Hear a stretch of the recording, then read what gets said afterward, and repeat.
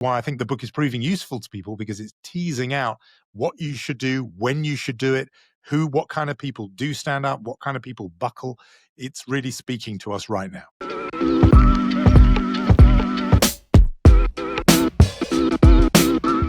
Welcome back to The Unknowns. My name is Charlie Stone, and today we have Jonathan Freedland, Guardian columnist, award-winning broadcaster, and the acclaimed author of some bestsellers like The Escape Artist and his latest book, The Traitors Circle. Jonathan, thank you so much for joining us.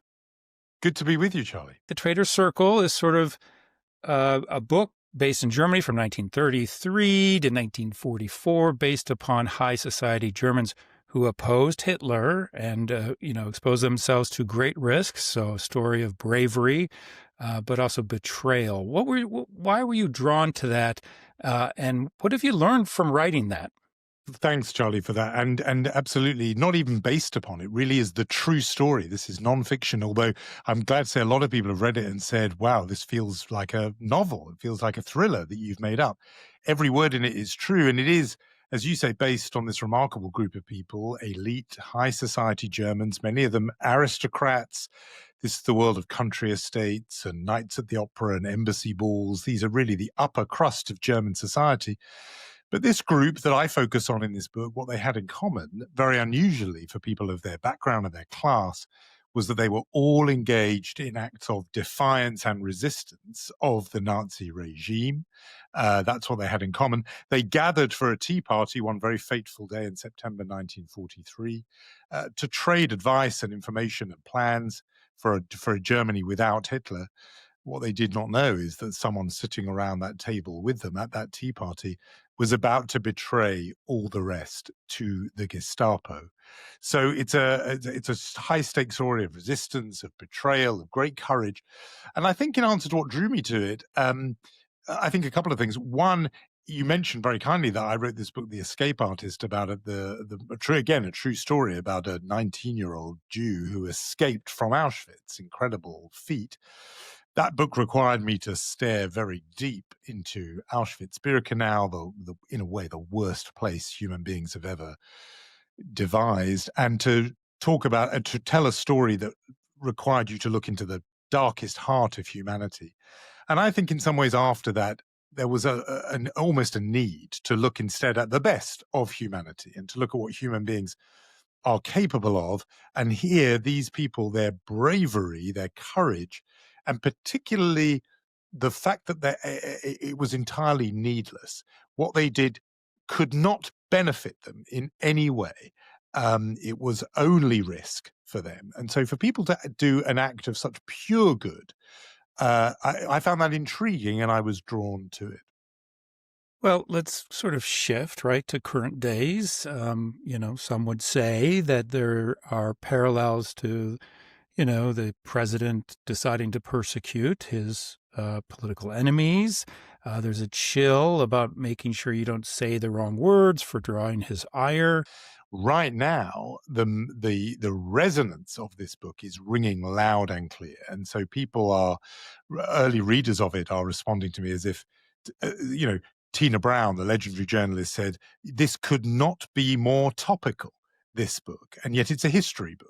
And the reason she said it is this. Look, I'm not drawing some facile parallel, I should say, from the start between Adolf Hitler and Donald Trump. That would be insulting to the victims of Hitler, if no one else. So I'm not doing that. What I'm instead saying is that regimes that were once democratic, or societies that were democratic, that turned towards authoritarianism, to autocracy, they tend to do it in similar ways around the world and down the decades. And you can look at, Viktor Orban's Hungary or Erdogan's Turkey. The pattern is the same. And the pattern is that the leader, even if democratically elected, begins to undermine, or even if they can, remove checks, balances, restraints on their power. They go after the media. They go after the universities. They go after the law courts. They go after the law firms. They go after independent bits of the government bureaucracy. Anything that might be science, even scientific research, health research, anything which might be a separate source of authority to them. Now, people will hear the echoes. You can't but hear them. That when that pattern is then underway, it then imposes a dilemma, a predicament on the people, the citizens living under that. And people are making choices right now in today's America, just like they are in today's Hungary or Turkey. And they did then in the 1940s in a very sharp, vivid, dramatic way. And that is why I think the book is proving useful to people, because it's teasing out what you should do, when you should do it, what kind of people do stand up, what kind of people buckle. It's really speaking to us right now. Well, you had mentioned it earlier, and I think that's the dilemma, right? It's like being courageous. You may likely not get anything in return. You are risking it all. So what advice do you give people throughout the ages? I mean, you've obviously studied people, and it seems like history, pardon the cliche, just continues to repeat itself. But what archetypes did you find in some of these people that gave them the courage to go against the fray and against the populace to say, this isn't right? It's such an interesting question, because I realized the further I got into it, the more I myself wanted to answer that question. Who does stand up? What kind of people are they? And what comes through this is that there's a couple of things they have in common. This group of people, many things are different about them. They're a wild bunch of characters. I mean, people will read this book, I hope, and just see these extraordinary people. There's not one countess in this story. There's two. There's a former diplomat who used to be based in New York. There's a former model, a doctor, a founding headmistress. These are really different people. But what they have in common is that they believe there is a source of authority that matters, that is above the leader of the government of the day. In other words, they believe they will be held account or answerable to an authority above Adolf Hitler. That Adolf Hitler isn't the ultimate arbiter of right and wrong. Now, for many of them, they're Christian, and that higher authority is no less than Jesus Christ. They believe they will be judged one day by God and by Jesus, and therefore they better have answers good enough, not for the Gestapo officer knocking on the door, but for their maker, the Almighty. That really gives them courage, because they believe, yeah, sure, this regime is angry with me and will throw me into jail, and in several cases, torture, and worse. But I know that I can look in the eye the authority that really matters, which for several of them is God. For several others of them, there's a sense they have that they are from a class. They're rooted in families that are, in their view, the real Germany. They're part of a country that will exist when this regime has gone. So yes, today's Germany is Hitler and Nazis and swastikas, but there's a deeper Germany underneath that will be restored, and they are part of that. And I think that if you can draw strength from another source of authority, so yes, the government of the day is telling you to do X, Y, and Z, but you believe, yeah, this leader, despite all his slogans, will come and go, and then there'll be a country left afterwards. That gives you a bit of confidence and strength. And I think the last sort of takeaway from it is what they all did learn was that you don't really have time on your side. There isn't really time to see how this goes. Let's play it out. Hitler's a bit of a clown. People would say, don't take him literally, even if you take him seriously. He's saying all this now because he's positioning himself. But when he gets there, there'll be grown-ups in the room who will restrain him. Reality will kick in. The world markets, the economy will act as a restraint. You can't rely on any of those things. That if somebody is there and determined, they hold a lot of cards and they can move very, very quickly.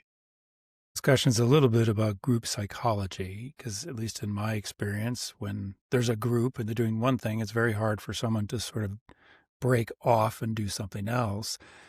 Yesterday, some historic wins in New York and some other Democratic wins to indicate there's at least a push back at President Trump.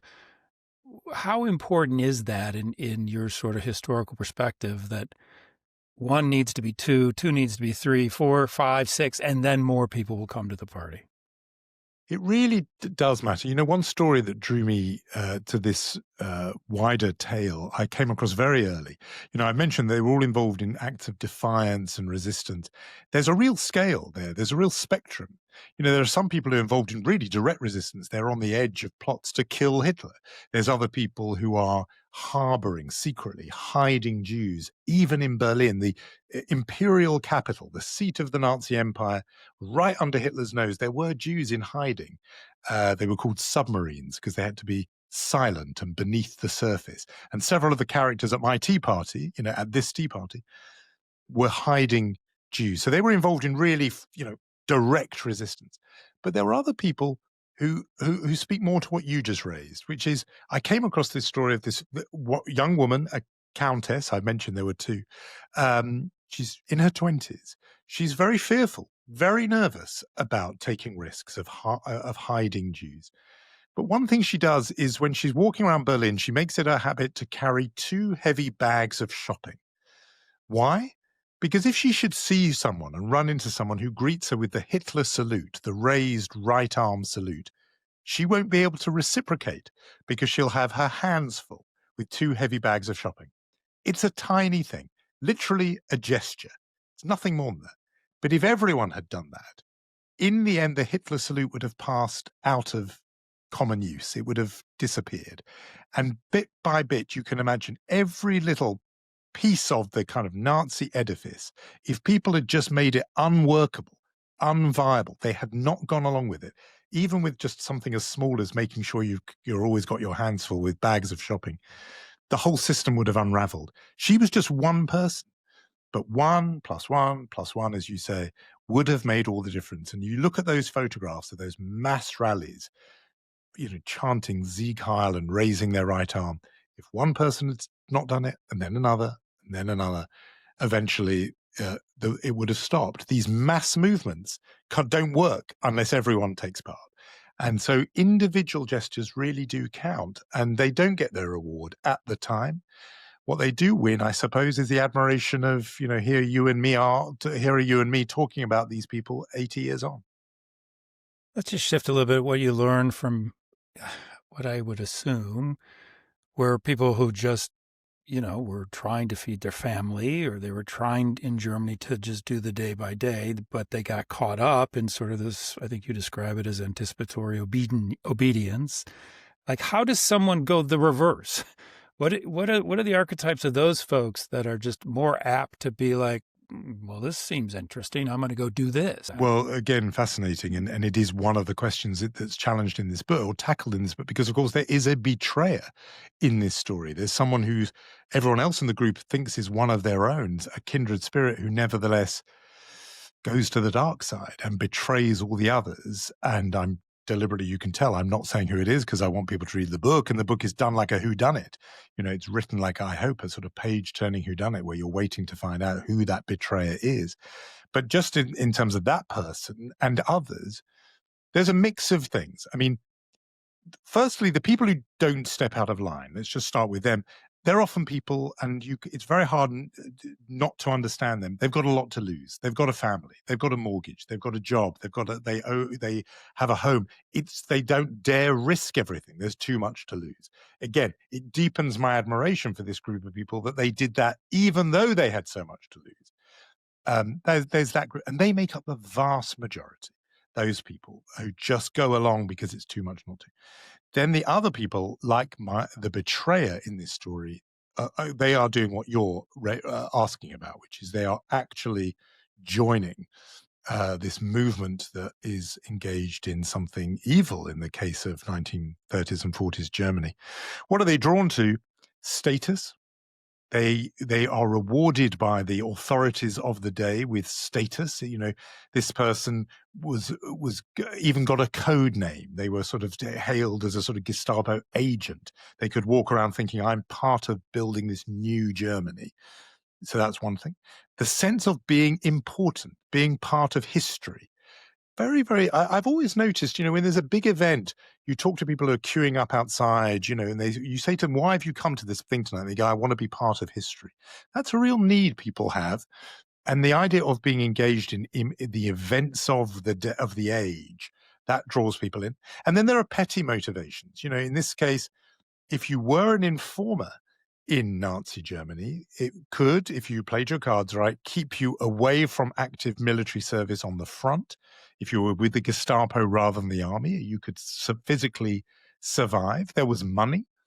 You'd get money to, buy sources, drinks and meals, and you could get to travel a little bit. There's just petty benefits that would come from it.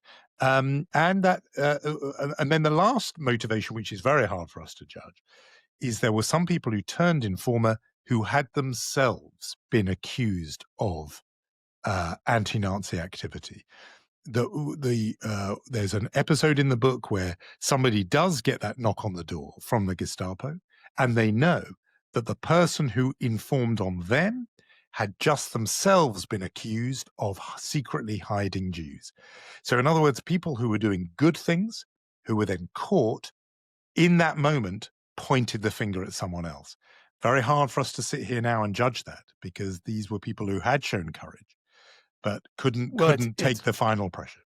There's some memes going around the internet about, oh, you think you would have hidden Jews, you would have done nothing, because you're not doing anything, right? Like it's easy from a historical perspective to say, well, I would have been brave then.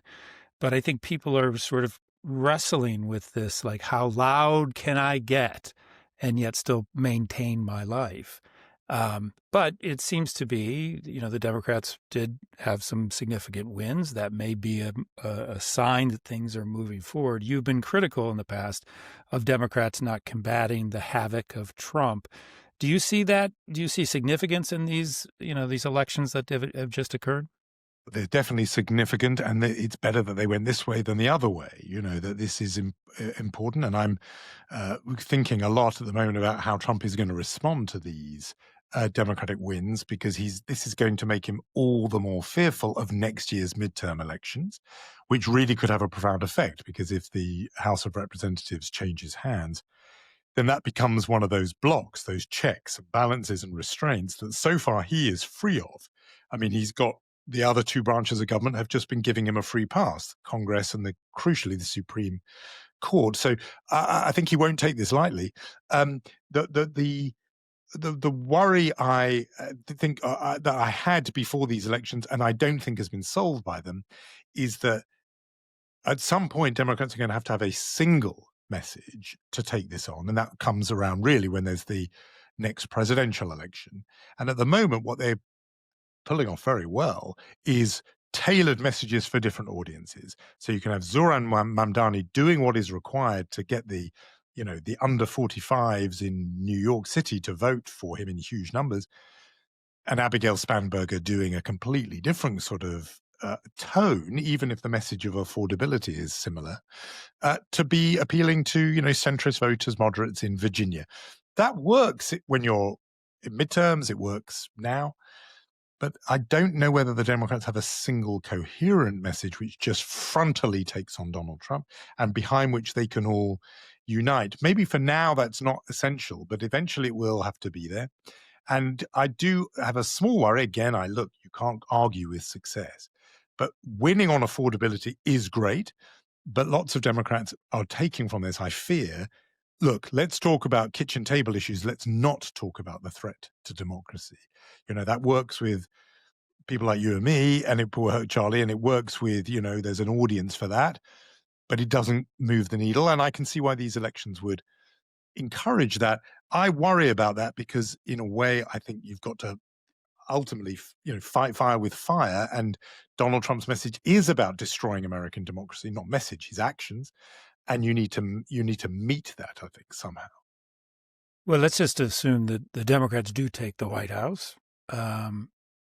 It seems to me that President Trump has expanded the sort of aura of the presidency and the power of the presidency without congressional check.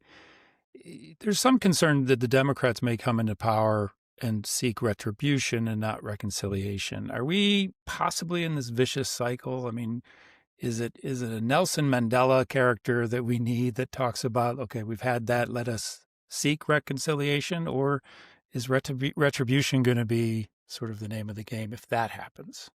I think that's a very profound question. And, I know there was a sort of a smile in your eyes. You mentioned Nelson Mandela, but it will require a very kind of selfless next president to say, I now have all these powers, and precedent and the Supreme Court have granted me sweeping powers.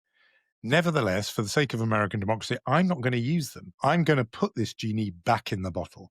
I'm going to close Pandora's box. There's not many leaders in history who've done that, which is why I do understand why you've reached for that sort of iconic and almost sort of religious figure in Nelson Mandela. It will require something amazingly selfless. The indications, while we're in it, in some ways go the opposite direction. And the nature of democratic backsliding is that the only way, while you're in it, to fight it is actually to accelerate it. And that sounds paradoxical, but you think of, for example, Gavin Newsom's move in California. So there's gerrymandering going on in Texas. That's a bad thing for democracy. Congressional districts should be drawn by a nonpartisan independent body. Texas broke that norm. You can just sit there going, well, that's not how it should be done. And then you'll just lose the House of Representatives. Or you do what Gavin Newsom has done and said, okay, you want to play that game? Now we're going to play that game. And you then get a race to the bottom, a sort of anti-democratic arms race. You saw it a bit, actually, even with Joe Biden's pardons.